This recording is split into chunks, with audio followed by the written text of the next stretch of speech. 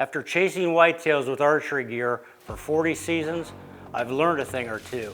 Most importantly, how to hunt smarter, not harder. Anything I can do to be stealthier, quieter, leave less of a footprint behind, and be more efficient, I'm all for it. And that's why I love my QuietKat. The hunt for my largest Illinois buck to date actually started 2 years ago. The big 10-point showed up in my food plot during season, and even though he was bigger than anything I had taken in Illinois at the time, he looked like he was a younger deer and needed at least one more year. As the season progressed, the buck became a regular visitor to the Whitetail Institute plot. And even though I had a tag burning a hole in my pocket, I opted not to hunt him late season, hoping he would stay put on the farm, avoid neighboring hunting pressure, and squeak through till next season. In the summer of 2020, we began setting the stage for season by prepping the food plot, a mixture of wintergreens, ravishing radishes, and tall tine tubers.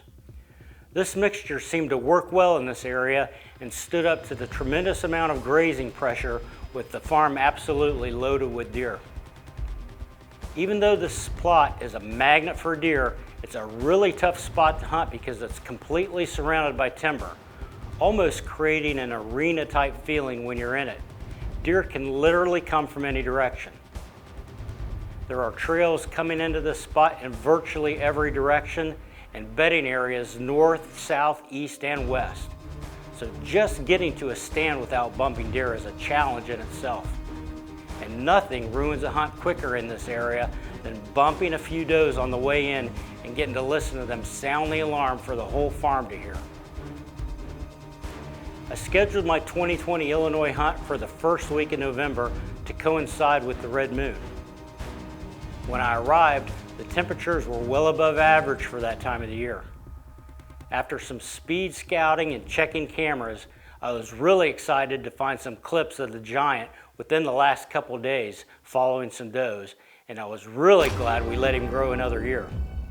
Even though the pics weren't in the food plot, he wasn't far from it, and my plan was to stay out of there until I was ready to hunt it. On the second day of my hunt, I got the wind I needed to hunt the plot stand and rode in around lunch to check cameras. Sure enough, he had been through there just after sunrise that morning, so I knew he was close. I returned a couple hours later for the evening hunt and rode back into the plot stand. When I got to the plot, I rode my QuietKat around the perimeter, putting fresh, raw, frozen estrus in multiple scrapes, hoping the fresh scent of estrus in the air would bring the giant back to the plot and hold him long enough for a shot.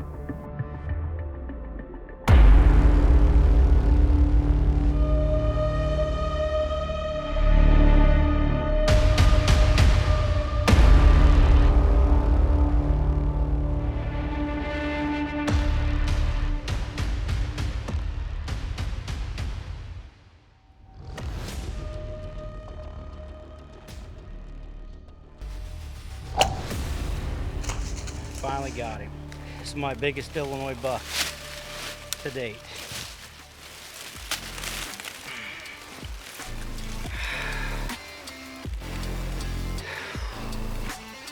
Big 11-point, split brows, got 3 extra kickers. I mean, chocolate horn.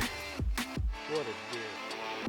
It's great when a plan comes together, and I know using the QuietKat helped me tag my biggest Illinois buck to date, a 187-inch giant.